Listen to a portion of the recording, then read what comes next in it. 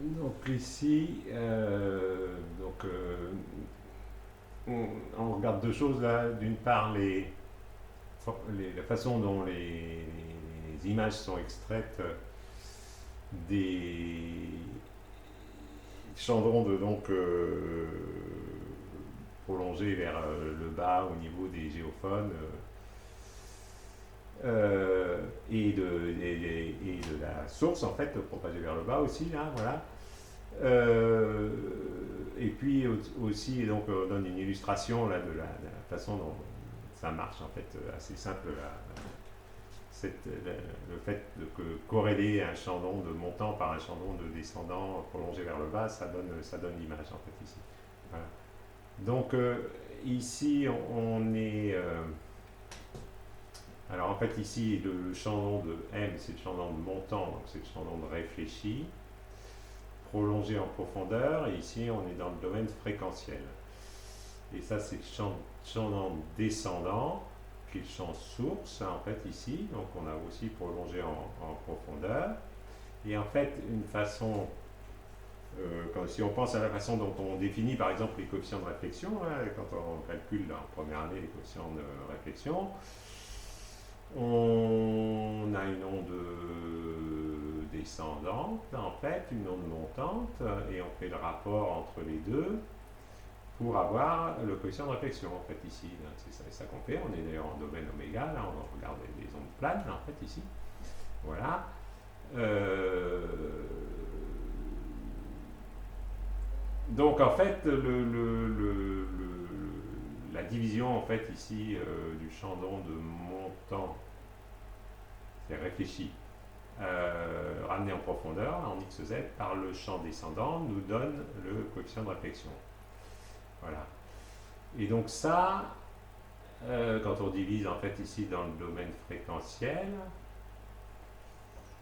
ça fait une soustraction des phases en fait ici, là, et donc ça correspond à une condition ici de déconvolution en fait dans le domaine temporel en fait ici. Voilà, donc en fait on est en train de déconvoluer le champ montant par le champ descendant. Bon, ça veut dire que si le champ descendant, là, c'est pas simplement un champ direct, là, comme on le dessine tout le temps, mais ça comporte plus d'arrivées, là, d'arrivées successives, donc on tient compte de toutes ces arrivées successives pour calculer, du coup, le champ montant aussi aura toutes ces arrivées successives, et donc la déconvolution, là, donnera quelque chose de propre au niveau du champ de réflexion. Ça, c'est quelque chose qu'on fait couramment en sismique de puits, là, où on enregistre à la fois le champ descendant et le champ montant, et où on fait cette déconvolution là pour extraire le coefficient de réflexion, en fait, ici. Voilà. Voilà. Alors le problème de ce genre de formule, c'est que en fait ici, si le champ descendant est nul, par exemple, s'il y a un truc oscillant, là, en fait ici, hein, donc si que la sinus passe par zéro, là en fait ici c'est instable, et donc ça c'est des formules qui sont où on cherche à stabiliser cette division là dans le domaine fréquentiel. Alors une façon de faire, c'est de multiplier le numérateur et le dénominateur par le conjugué du champ descendant. Donc ici c'est encore coupé là, pas où il faut là, donc c'est MD étoile sur DD étoile là, en fait ici. Voilà, le haut et bas est multiplié par le conjugué. Alors du coup ici on a enlevé la phase, il n'y a plus que l'amplitude du champ descendant, et c'est plus stable. Bon, à moins que l'amplitude du champ descendant soit nulle, là, ce qui est moins, ce qui est a priori pas le cas. Là, en fait, ici, donc ici, on a gagné en stabilité. Là, en fait, ici, en n'ayant pas de zéro au dénominateur. Alors, on peut aller à une étape de plus, là, c'est alors qu'il ne va pas être correct au niveau des amplitudes, là, mais qui va être correct en ce qui nous concerne, là, dans le calcul de la, donc l'extraction du coefficient de réflexion, là, pas avec la bonne amplitude, parce que ignorer cette variation d'amplitude, en fait, ici, qui dépend simplement du numérateur. Et en fait, du coup, en fait, ici, le m multiplié par le conjugué de d, Voilà. Ça fait, ça correspond à une corrélation en fait ici. Là, voilà. Donc c'est ici en fait que ça, au niveau de la phase en fait, c'est la phase de M moins la phase de D là, donc, ce qui correspond à la condition de corrélation en fait ici. Je m'étais trompé ici, là j'avais dit la différence des phases, c'était pas le cas. C'est ici que c'est la différence des phases. Voilà. Donc ça c'est donc en fait ça c'est souvent si on cherche à savoir en fait où est le réflecteur là, par l'intermédiaire des inductions, mais pas l'amplitude de la réflexion. Ça va fonctionner correctement. Voilà. Alors, si on est plus ambitieux, on peut faire ça, mais on rentre dans des difficultés possiblement numériques. Alors ça, c'est en essayant de travailler au niveau ça va être d'une fréquence et puis d'une source, là, en fait, ici. Donc on a, ça c'est le champ en montant issu d'une source. Mon champ en montant, c'est-à-dire issu d'une source et qui s'est réfléchi, et ça c'est sans descendant une de la source. Alors comme on a 36 000 sources, là, en fait, ici, on peut, pour obtenir donc stacker en fait ici là, la contribution de chaque source, on peut d'une part sommer sur les fréquences puisqu'on a les contributions ici de chaque fréquence en fait, et puis aussi sommer sur les sources. Là. Donc ici on prend en compte pas simplement au niveau d'une seule fréquence, mais de toutes les fréquences et de toutes les sources. Voilà. Bon, puis la même chose en fait pour les autres critères là en fait. Alors ici c'est stabilisé. Puis en plus, vous voyez, on a mis un petit facteur là pour éviter que ça fasse, être sûr que ça ne fasse pas zéro là ici. Et puis on somme sur les sources et les fréquences. Là, on prend nos corrélations, sommer sur les sources et les fréquences. Voilà. Et puis on peut aussi normaliser par plutôt que de diviser à chaque fois par d étoiles, en fait ici on peut calculer la somme sur oméga des d étoiles. Donc ça s'appelle l'illumination en fait ici. Ça a encore moins de chances d'être nul en fait ici, et donc ça c'est bien stable et c'est quelque part quelque chose qui cherche à prendre en compte l'amplitude aussi. Donc dans les applications avancées on utilise ce genre de critères. Voilà. Donc ça c'est la façon dont on va maintenant calculer, obtenir notre image sismique à partir des champs d'ondes réfléchis prolongés vers le bas et du champ source en fait étendu, enfin, on calculer dans le milieu à partir de la source. Voilà. Alors, donc ça c'est des choses qui sont, comme on fait beaucoup maintenant les imageurs à sommation, ben, on utilise ce genre de choses. Et puis là j'avais montré comment ça marche en fait simplement là, dans le cas d'une onde harmonique sphérique et d'un réflecteur plan. Alors c'est cette image qui est là.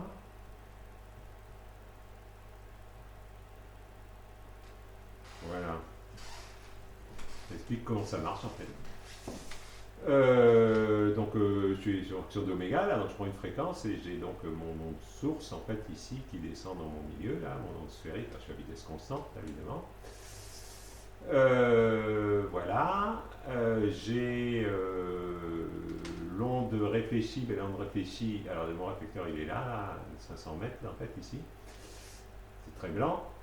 Alors l'onde réfléchie, ben, c'est l'onde qui est ici à ce temps-là, temps d'eau cartésien là, de la source virtuelle. Donc en fait elle part d'ici là, en même temps que là, et c'est donc l'onde sphérique là qui, plutôt que de partir de là-haut, part d'ici. Voilà. Donc j'ai mes deux ondes là, en fait ici. Alors ici je les ai parce que je les calcule simplement. Dans la réalité, ben, ça et le champ d'onde réfléchi ici, il faut que je le reconstitue à partir du champ d'onde enregistré en surface là, au niveau des géophones pour ma source, et faire ce prolongement vers le bas là, qui me reconstitue mon champ d'onde en fait ici. Hein, donc si ici c'est un champ d'onde réfléchi sur ce réflecteur horizontal, c'est ça le champ d'onde pour cette position source. Donc ça c'est calculé là, en faisant les prolongés vers le bas du champ d'onde en surface. Voilà. Voilà. voilà, et ça c'est aussi calculé pour calculer le champ source. Là, en fait, ici, bon, ici, comme la vitesse est constante, c'est simple. Et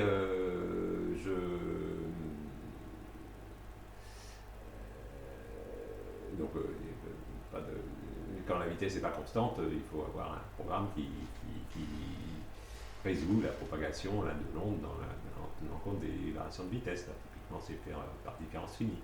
Voilà. Alors, si donc, alors on dit que en fait on fait, donc ça en fait c'est mon champ descendant là, en profondeur, là, voilà, à la fréquence oméga 5 Hz, ça c'est mon champ montant là, qui est reconstitué dans le milieu. Et ce que j'ai dit, c'est que si je veux l'image du réflecteur, il faut que je corrèle les deux, en fait, ici. Bah, alors ça, c'est la corrélation. Je corrèle ces deux machins-là. Et qu'est-ce que ça donne? Ça donne un maximum de corrélation, en fait, bien sur la position du réflecteur. Voilà. Et puis,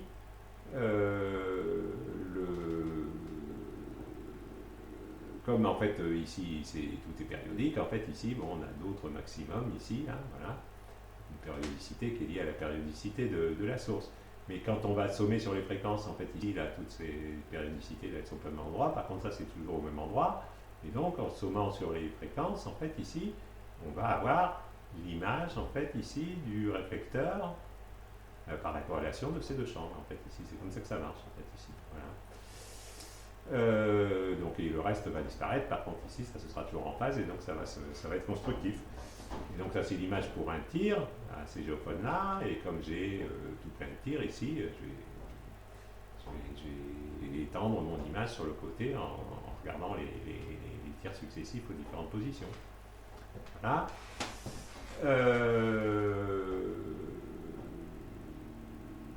Donc ici, ça le maximum de corrélation, ici, ça correspond à une différence de temps nulle, en fait, ici, voilà, entre les deux champs qui sont là, en fait, ici. Le temps là est le même que celui qui est là, c'est ces rayons-là qui sont symétriques là, en partant de la source et de la source virtuelle, en fait, ici. Voilà. Donc en fait, la différence de temps est nulle et donc ça fait un maximum de corrélation. Ça, c'est la même chose en mettant un petit bandage en fait ici sur le réflecteur, donc ça affiche ça décale un peu sur le côté la source virtuelle. Voilà. Bon, donc pareil, là, si on a prolongé le champ dans le milieu, on fait la corrélation entre les deux, et maintenant on observe bien en fait ici le maximum de corrélation en fait ici sur le réflecteur. Voilà. Donc on image en fait le réflecteur. Donc on voit en fait ici le fonctionnement là, simplement dans ce cas simple en fait ici de cette façon dont la corrélation entre les deux champs en fait fait l'image du réflecteur. En fait, ici. Et j'ai une autre image.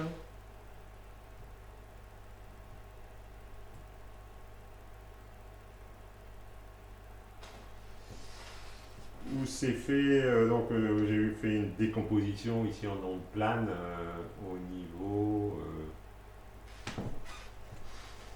des sources. Donc ça c'est mon champ source qui est avec un certain KS en fait ici là, donc l'onde plane qui descend sous un certain angle. Alors ça c'est la réflexion en fait, le champ réfléchit toujours sur le même réflecteur à horizontal ici à 500 mètres. Voilà. Bah, là, c'est le trajet qui descend avec la loi de Snell et qui monte avec la loi de Snell ici, avec les bonnes phases qui correspondent au bon temps de trajet, en fait, ici. Je fais la corrélation, en fait, ici, là, donc je prends ça, je multiplie par le conjugué de celui-là. Là. C'est pas important quel conjugué on prend, en fait, ici. Et voilà, et j'obtiens à nouveau le maximum de corrélation en fait ici sur mon réflecteur, en fait ici là, donc l'image de mon réflecteur. Voilà. Donc ça c'était fait avec un angle de propagation de 30 degrés, et si je fais ça successivement avec des angles de propagation verticale, 10 degrés, 20 degrés, 30 degrés, là, donc c'est la même corrélation mais avec des pentes différentes. Donc j'observe à chaque fois que j'ai bien le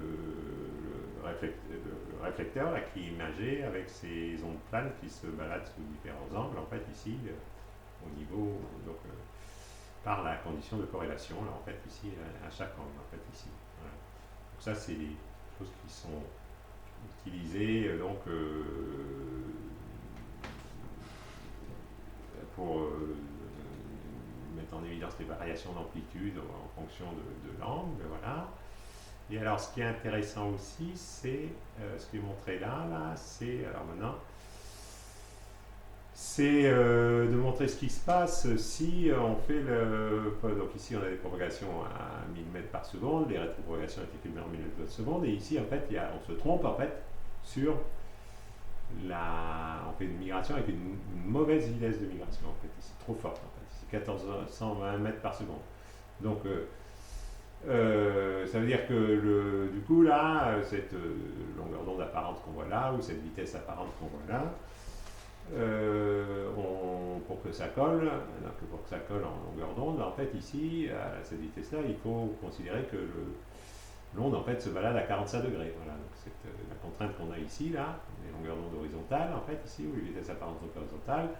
Si on se trompe sur la vitesse, on met une vitesse trop fort, on pense que l'angle est trop grand. Donc en fait, on propage l'onde en fait ici avec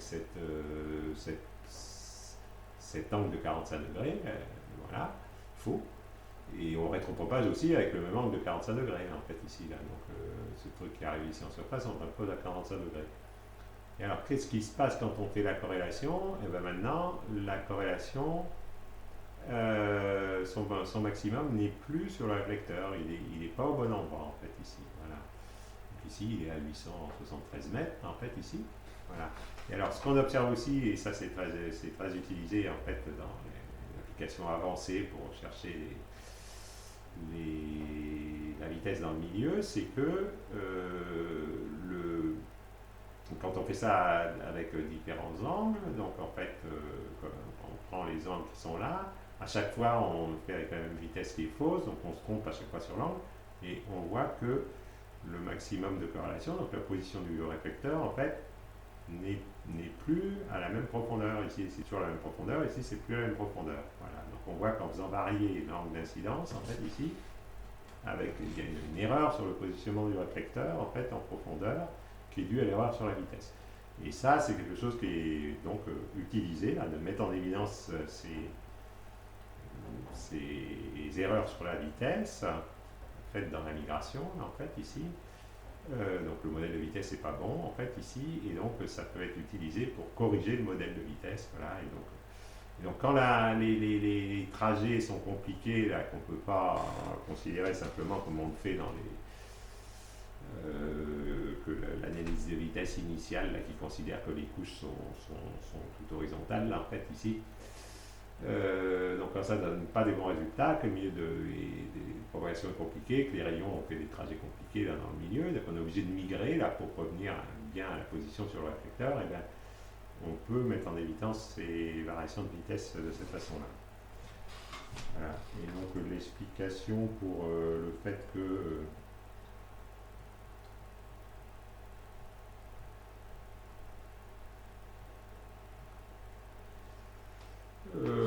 pour le fait que voilà, on a ces différentes positions là, les données là. Ça c'est l'onde incidente descendante là, voilà, donc avec un KZ négatif qui est descendu à la profondeur D0. Ça c'est la profondeur du réflecteur, voilà, et qui est propagé vers le bas avec la mauvaise vitesse, donc le KZ avec la mauvaise vitesse, jusqu'à la profondeur Zn, voilà. De la même façon dont on réfléchit, elle est rétropropagée, de la même façon, donc elle est venue de la source virtuelle, là, donc sa phase, en fait, ici, qui correspond à la profondeur, en fait, ici, et puis elle est rétropropagée dans le milieu, avec la même mauvaise vitesse jusqu'à la profondeur Zn. Et donc on voit que le maximum, quand on fait la corrélation entre les deux, là il reste ce truc là, en fait ici, et le maximum c'est quand ça c'est nul, c'est donc quand KZV0D0 est égal à KZ de Vdn Zn. Voilà. Donc on a cette relation entre la vraie profondeur et le vrai KZ à la vraie vitesse, et puis la profondeur de migration fausse, où le kz est calculé avec kz de Venn. Et donc ce que j'ai mis là c'est un petit calcul qui montre que on peut déterminer en fait la vraie vitesse de propagation en utilisant plusieurs angles d'incidence. Voilà, et donc c'est un calcul qui est fait avec plusieurs incidences, ça correspond à plusieurs paramètres. Kz ici est écrit en fonction de ce paramètre, là voilà. Et donc on peut faire ce calcul, on peut se calculer cette vitesse, obtenir en fait la vraie vitesse à partir de l'observation de cette courbe qui est là, donc c'est la formule qui est donnée. Voilà. Donc on va rester là pour ces notions élémentaires là sur le prolongement vers le bas,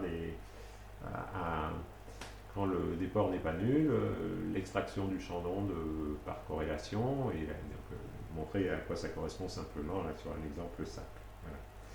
Évidemment, ça c'est fait pour résoudre des problèmes quand les structures sont compliquées, là, donc les propagations vers le bas là, sont faites avec des algorithmes numériques analogues à ce qu'on a fait avec les différences finies et l'équation par axiale, mais ici le plus souvent on n'utilise même pas des équations par axiale et on utilise maintenant de plus en plus la vraie équation d'onde qui prend en fait en compte toutes les propagations dans le milieu là, et y compris les multiples et tout ça. Voilà, ça c'est pour la suite. Au revoir.